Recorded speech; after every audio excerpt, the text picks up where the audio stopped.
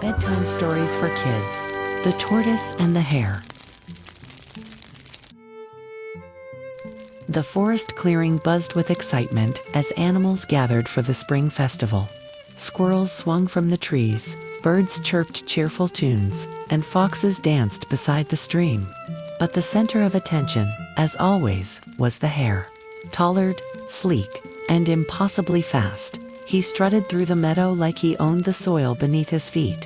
"Did you all see me yesterday?" He grinned.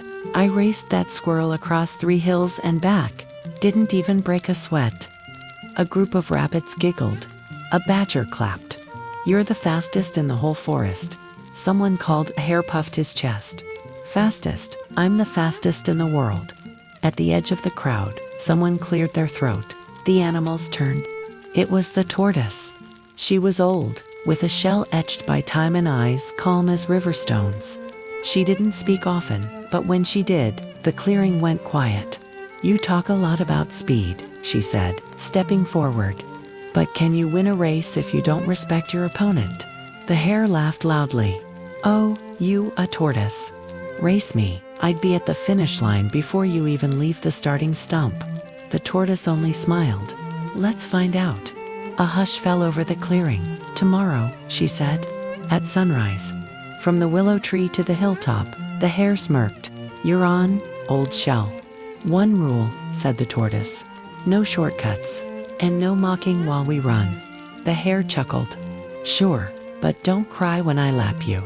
The animals whispered among themselves as the crowd began to scatter. The tortoise turned slowly and walked away, not hurried, not proud, just steady. And somewhere inside the smirking hare, a flicker of doubt almost stirred, almost. Morning came with golden lights streaming through the trees. Birds sang from the branches, and dew shimmered like jewels on the grass. The forest animals gathered early, lining the path from the old willow tree to the hilltop clearing, where the finish line was marked with flowers and feathers.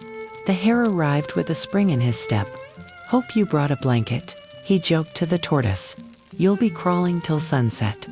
The tortoise said nothing. She only nodded, her eyes calm. "Let's race," she said softly. A fox stepped forward to officiate. "On your marks, get set, go." The crowd erupted in cheers. And just like that, the hare vanished, a blur of fur and speed kicking up a trail of dust behind him. The tortoise, she took one step, then another, slow, steady, unshaken. The hare dashed over rocks, through ferns, and past cheering mice, who waved leaves like flags. "Too easy," he chuckled, bounding up a mossy slope. He reached the halfway point within minutes, a sunny patch beneath a tall oak tree. "I could finish this race 10 times before she gets here," he yawned. And there, in the warm light and gentle breeze, he paused. "Maybe I'll take a nap. Teach her a lesson about wasting time." He stretched out on the grass. Just a minute or two. His eyes closed. The forest grew quiet. Meanwhile, far behind, the tortoise continued. She passed the crooked route. She crossed the tiny stream. She climbed the pebble-strewn rise, her legs aching, her breath steady. Animals whispered as she passed. "She's still going. She hasn't stopped once." She didn't smile. She didn't gloat. She just walked. One foot, then another, toward the hilltop, toward the sleeping hare. A leaf drifted gently from the oak above, brushing the hare's nose. He twitched, then blinked. What time is it?" he mumbled, yawning and stretching. The sun had risen higher, golden now, slanting through the trees. A squirrel darted past. "You're still here?" It squeaked. "She's almost at the hill." The hare sat bolt upright. "What?" He leaped to his feet, heart racing. No. This was supposed to be easy. Without waiting, he tore down the path, his legs blurring beneath him. The forest flew by. He leaped over logs, skidded past startled birds, nearly knocked over a hedgehog. "Out of my way," he gasped. "I can still win this."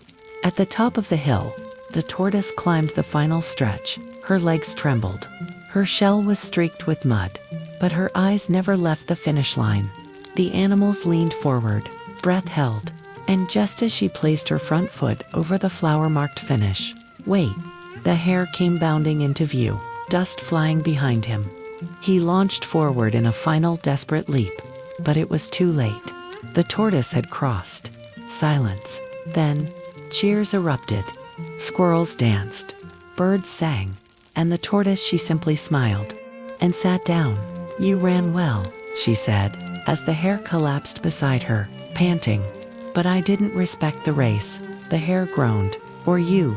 He looked at her, his ears drooping. "I was sure I'd win. I thought speed was all that mattered." The tortoise tilted her head kindly. "Sometimes, the race isn't about who runs fastest, but who never stops moving forward." The hare lowered his head, then smiled. "Next time, I'll remember that." And from that day forward, no one ever laughed at the tortoise again.